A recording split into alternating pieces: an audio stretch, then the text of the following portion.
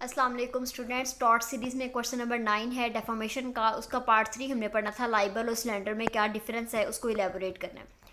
Liable और slander में जब भी वो क्वेश्चन पूछता है तो वो कहता है कि लाइबल और स्लैंडर में क्या चीज़ें कॉमन हैं, क्या चीज़ें डिफरेंस में हैं, उनको इलेबोरेट करें। या फिर वो पूछता है कि लाइबल कब एक्शनेबल है और स्लैंडर कब एक्शनेबल है और कब एक्शनेबल नहीं है। लीडिंग केस लॉ के साथ इलेबोरेट करें। सबसे पहले ये फॉलोइंग हेडिंग्स के साथ आपने लाइबल को इलेबोरेट करना है, फिर आपने सिलेंडर को इलेबोरेट करना है, फिर आपने दोनों का डिफरेंस बताना है और फिर एज अ रिजल्ट आपने कंक्लूजन कर देना है। लाइबल को इंट्रोडक्शन में, मीनिंग में, डेफिनेशन में, एसेंशियल्स में, एग्जाम्पल्स में आपने खुद एक्सप्लेन करना है। कैसे?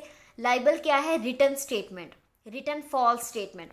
डेफॉर्मेशन में हमने जो जो एसेंशियल्स पढ़े थे कि स्टेटमेंट फॉल्स होगी, रेफर टू द प्लेंटिफ होगी, उसके बाद डेफामेटरी होगी, उसके बाद अगले पर्सन को डैमेज काज करेगी, उसकी रेप्यूटेशन को डैमेज काज करेगी। ये सारे एसेंशियल्स आपके लाइबल में भी आते हैं, ये सारे एसेंशियल्स आपके सिलेंडर में भी आते हैं। बस माइनर सारा डिफरेंस क्या है कि लाइबल में आपकी वो सारी चीज़ें रिटन में होंगी, यानी कि लेबल कर दी जाएंगी, लिख दी जाएंगी। लेकिन सिलेंडर में ये सब चीज़ें आपकी ओरल होंगी, यानी कि ज़ुबानी कलामी होगी, उसमें कोई रिटन प्रूफ आपके पास नहीं होता। अब अगर हम इनकी इंट्रोडक्शन, मीनिंग, डेफिनेशन आपने खुद लिखनी है। एसेंशियल्स की अगर मैं बात करूँ तो सबसे पहला एसेंशियल आता है कि यहाँ पर रिटन डेफॉर्मेशन होगी, यानी कि लिख कर होगी, लेबल की जाएगी। एड्रेस टू दी आई, यानी कि आप अपनी आंख के जरिए वो डेफॉर्मेशन देख सकते हैं। जारी बात है, लिखी हुई है तो आंख के जरिए से देखेंगे। उसके बाद आता है परमानेंट फॉर्म में होती है, स्पीकर में नॉट बी इनोसेंट, यानी कि इसमें अगर कोई बंदा ये डिफेंस ले भी कि मुझे नहीं पता था या मैंने गुड फेथ में किया या मुझे समझ ही नहीं आई का भी हो गया तो ये बात गलत है, उसके पास ये डिफेंस नहीं होता। वो हर सूरत में क्रिमिनल माइंडेड ही होगा। जारी बात है, कुछ चीज़ लिख दी गई है तो उसकी इंटेंशन यहाँ पर टोटली जो है वो रिवील हो रही है कि उसने वाकई में अगले बंदे की रेपुटेशन को हार्म करने के लिए काम किया। तो यहाँ पर स्पीकर इनोसेंट नहीं होता, बल्कि हर सूरत में वो क्रिमिनल माइंडेड ही होता है। उसके बाद कहते हैं ऑल केसेस में एक्शनेबल पर से है, यानी कि हर केस में आइदर वो गुड फेथ में है या किसी भी केस में जस्ट आपने अगर कोई बंदा मैगजीन में आपके खिलाफ कोई स्टेटमेंट लिख देता है जो कि डेफामेटरी है, आप वो मैगजीन का पेपर कोर्ट में लेकर जाएं और आपको उसका पे हर्जाना मिलेगा, रेमिडीज़ आपको वेल करनी पड़ेंगी। आपको अगला बंदा लाइबल होगा, अगले बंदे को पनिश भी होगी, अगला बंदा डैमेजेस भी आपको देगा, कॉम्पनसेशन भी देगा। किसी भी सूरत में वो बच नहीं सकता। यानी कि कोई भी केस हो, अगर वो परमानेंट फॉर्म है, रिटन फॉर्म है, लाइबल हुई है, तो वो अगला बंदा लाइबल ज़रूर होगा लाइबल वाले केस में। उसके बाद आता है रिजल्टिंग डैमेज भी इसका परमानेंट होता है। सारी बात है, जो चीज़ परमानेंट लिखी गई है उसका डैमेज भी परमानेंट होगा। जो चीज़ लिखी हुई है आप प्रूव करना भी ईजी होता है। और ये एक क्रिमिनल रॉन्ग है। लाइबल अगर कोई चीज़ हुई है आपके साथ तो ये क्रिमिनल रॉन्ग है, इसमें जो आपकी रेमेडी है वो भी क्रिमिनल अवेल होगी, यानी कि अगले बंदे को पनिश किया जाएगा। उसके बाद आपने एक चीज़ याद रखनी है कि उसने नीचे कोई पर्सन ने स्टेटमेंट लिखी हुई है व्हेन एक्शनेबल पर से। एक्शनेबल पर से मैंने पहले भी एलेबोरेट किया, हर केस में इसके ऊपर एक्शन लिया जाएगा, आइदर आपको कोई नुकसान हुआ है या नहीं। अगर मैंने लिखा हुआ विदाउट प्रूफ ऑफ डैमेज, यानी कि अगर कोई बंदा किसी न्यूज़पेपर में, किसी मैगजीन में, किसी लेटर में, किसी पैम्फलेट में, कोई बुक में आपके खिलाफ कोई भी डेफामेटरी स्टेटमेंट लिखता है जो कि फॉल्स है और आपकी रेपुटेशन को हार्म कर रही है, आपको नुकसान पहुंचा रही है, तो अगरचा आपको कोई नुकसान उससे नहीं हुआ, आपकी कोई इनकम काम नहीं हुई, आपको किसी ने बिजनेस से नहीं निकाला, आपकी जॉब नहीं गई, आपको कोई नर्वस शॉक नहीं हुआ, आपने जस्ट वो स्टेटमेंट लिखी हुई कोर्ट में लेकर जानी है और उसके ऊपर एक्शन ले लिया जाएगा कोर्ट की तरफ से। यानी कि आपको ये प्रूव करने की ज़रूरत नहीं है कि मुझे इससे क्या नुकसान हुआ। अगर आपको नुकसान नहीं भी हुआ फिर भी कोर्ट आपको कॉम्पनसेट करेगी। क्यों? क्योंकि वो रिटन फॉर्म में आ चुकी है, वो पब्लिकेट हो चुकी है, उसकी पब्लिकेशन हो चुकी है। अगर एट प्रेजेंट आपको या इन पास्ट आपको कोई नुकसान नहीं हुआ तो इट इज़ एक्सपेक्टेड कि फ्यूचर में आपको कोई ना कोई नुकसान हो जाएगा, क्योंकि इसकी पब्लिकेशन हो चुकी है। तो इसलिए जो लाइबल है वो ऑल केसेस में एक्शनेबल होती है विदाउट प्रूफ ऑफ डैमेज। आपको डैमेज प्रूफ करने की भी ज़रूरत नहीं है कि नुकसान क्या हुआ। उसके बाद एक बहुत इंपॉर्टेंट चीज़ है यहाँ पर कि प्रिंसिपल ऑफ इनोएंडो। लाइबल में हमेशा एक प्रिंसिपल यूज़ होता है जिसे हम कहते हैं प्रिंसिपल ऑफ इनोएंडो। अब प्रिंसिपल ऑफ इनोएंडो का मतलब यह है कि statement may be the defamatory by implication even though the words are not defamatory. यानी कि ज़रूरी नहीं है कि अगर स्टेटमेंट डेफामेटरी है तो फिर ही वो डेफामेशन होगी। बास केसेस ऐसे होते हैं कि कोई इंसान आपको क्रिटिसाइज करके या आपको टॉन्ट मारते हुए आपको डिफेम करता है। यानी कि अगर मिस्टर ए है, एग्जांपल से अगर समझाऊं तो मिस्टर ए की पेंसिल कोई गुम हो गई है। अब मिस्टर बी जो है वो क्या करता है, मिस्टर सी की तरफ इशारा करके कहता है नहीं, सी ने तो पेंसिल नहीं चुराई। अब उसके जो अल्फाज हैं आइदर वो ओरली अगर देखा जाए, ओवरऑल देखा जाए तो डेफामेटरी नहीं है, लेकिन इन रियल उसके अंदर जो छुपी हुई चीज़ है, छुपा हुआ जो मीनिंग है वो यही बता रहा है ए को कि मिस्टर सी ने ही पेंसिल चुराई है, उनको पर्टिकुलर उसको नॉमिनेट किया गया है। तो इन सब केसेस में जो प्रिंसिपल अप्लाई होता है उसे हम प्रिंसिपल ऑफ इनुएंडो कहते हैं, जिसमें वर्ड्स तो डेफामेटरी नहीं होते, लेकिन बाय इम्प्लीकेशन, बाय इंटेंशनल जो उसका हिडन मीनिंग होता है वो आपकी डेफामेशन काज कर रहा होता है। इसमें बहुत अच्छे से आपको समझ आएगा। लीडिंग केस ला है Cassidy versus daily mirror newspaper. इस केस ला में ये हुआ था कि मिस्टर कैसिडी के हस्बैंड की तस्वीर किसी और लड़की के साथ डेली मिरर न्यूज़पेपर वाले ने छाप दी। अब उस तस्वीर में मिसिस कैसिडी का तो कोई दूर दूर तक ताल्लुक नहीं था, उसके हस्बैंड को वहाँ पर उसके हस्बैंड की तस्वीर थी किसी और लड़की के साथ, जो लिखा गया था हैप्पीली मैरिड, यानी कि दोनों हस्बैंड एंड वाइफ हैं। अब मिसिस कैसिडी जो है वो सूट फाइल करती हैं उस डेली मिरर न्यूज़पेपर के जो ओनर हैं उनको, उनके खिलाफ कि इन्होंने मेरी डेफामेशन की है। जब कोर्ट ने हाइड किया कि क्या मसला बना तो उन्होंने कहा यहाँ पर प्रिंसिपल ऑफ इनुएंडो अप्लाई होता है। आल्दो मेरे हस्बैंड की डेफामेशन की गई है कि वो मैरिड है, लेकिन यहाँ पर क्वेश्चन मेरी मैरिज के ऊपर हो रहा है कि मैं उसके साथ इलीगली रह रही हूँ। अगर वहाँ पर यह छापा गया कि वो उस खातून के साथ मैरिड है, उस खातून के साथ शादीशुदा है, तो फिर मेरी शादी पर क्वेश्चन उठाया जा रहा है कि मैं उसके साथ इलीगल रह रही हूँ, तो ये मेरी डेफामेशन है। यहाँ पर कोर्ट ने कहा कि यहाँ पर प्रिंसिपल ऑफ इनुएंडो अप्लाई होगा और कैसिडी को कॉम्पनसेशन मिलेगी और डेली मिरर न्यूज़पेपर वाले उसे कॉम्पनसेट करने के लिए लायबल हैं।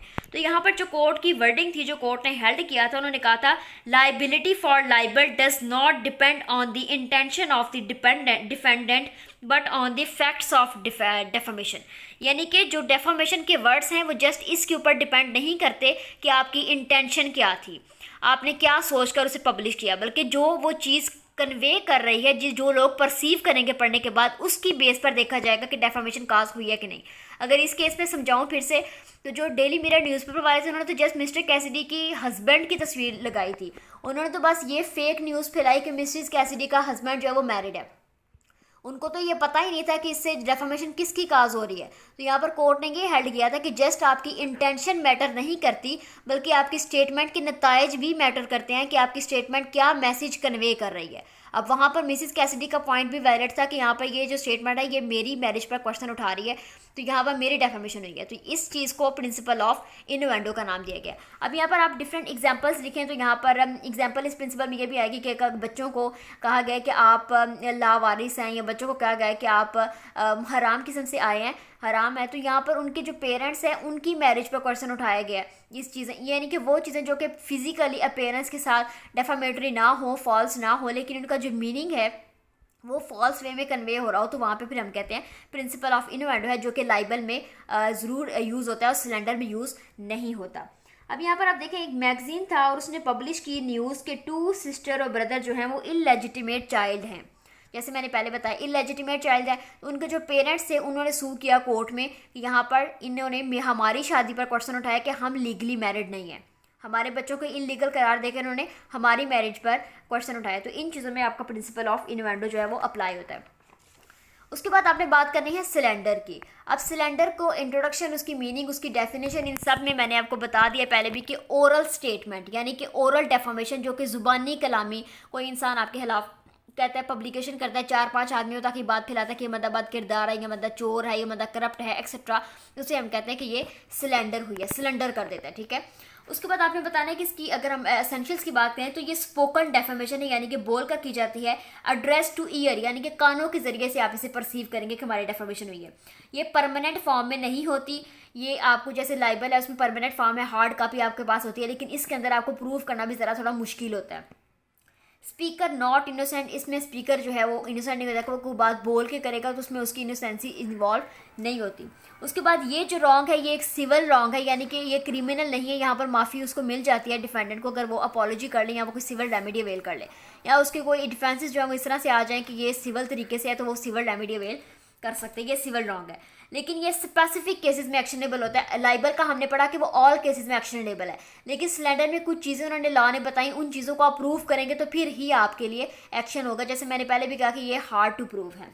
अब उसके बाद अगर हम देखें कंडीशंस की, कब ये एक्शनेबल होगा, अगर कोई इंसान आपके खिलाफ ऐसा चार्ज लगाए किसी ऐसे क्रिमिनल ऑफेंस का जो कि लाइफ इम्प्रिजनमेंट की सज़ा है, यानी कि कोई बंदा आपके खिलाफ चार्ज लगाए कि इस बंदे ने मर्डर किया, ये कातिल है, या वो केस बंदे ने चोरी की है, या ये बंदा डाकू है, तो फिर आप एक्शनेबल है ये क्राइम, फिर आपको प्रूव करने की ज़रूरत नहीं है। जस्ट आप ये बताने कि इस बंदे ने मेरे खिलाफ ये इल्ज़ाम लगाया है और आप पब्लिकेशन जिसके साथ हुई है, जो बंदे गवाह हैं वो आपके पास आ जाएं, तो आप उस बंदे के खिलाफ एक्शन लिया जाएगा।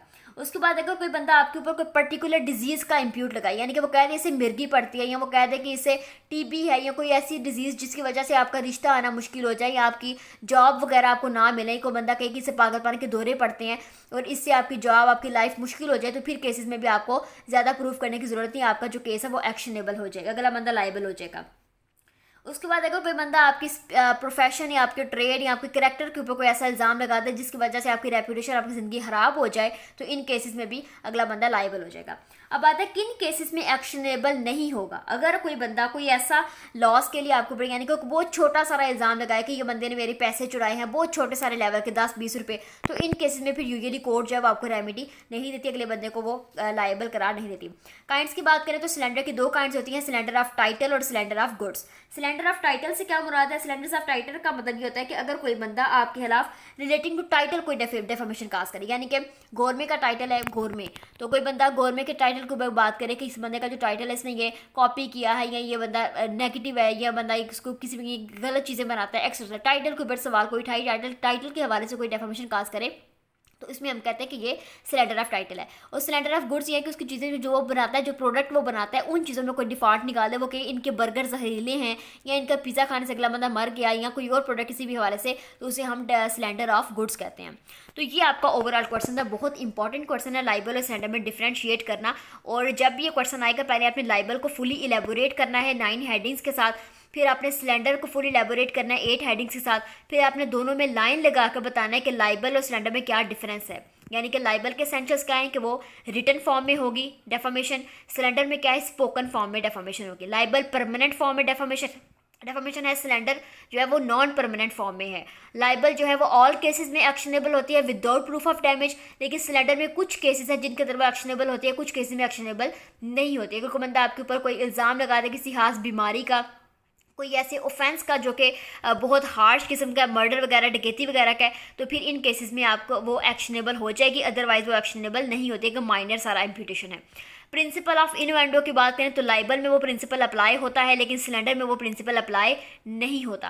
काइंड्स की बात करें तो लाइबल की कोई काइंड नहीं है, लेकिन सिलेंडर की 2 काइंड्स हैं, टाइटल और गुड्स। तो ये चीज़ें आपने बताने के बाद केस लॉ बताना है, Cassidy versus daily mirror newspaper. तो ये क्वेश्चन जब भी आएगा बहुत अच्छी तरीके से अटैम्प्ट करें, और जब ये सवाल आएगा तो खुदारा डेफामेशन को ना लिखिएगा। अगर उसने लाइबल और सिलेंडर का ही पूछा है तो लाइबल और सिलेंडर को ही एड्रेस करें। आप जब क्वेश्चन थोड़ा सारा डिट्रैक्ट करते हैं तो फिर एग्जामिनर आपके मार्क्स डिडक्ट कर देता है। जो सवाल है उसी के मुताबिक आंसर लिखे, इंशाल्लाह you will get the high marks. Thank you.